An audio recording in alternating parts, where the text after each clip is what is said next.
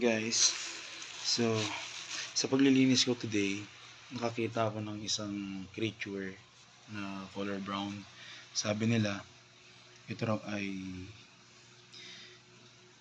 kamag-anak mo na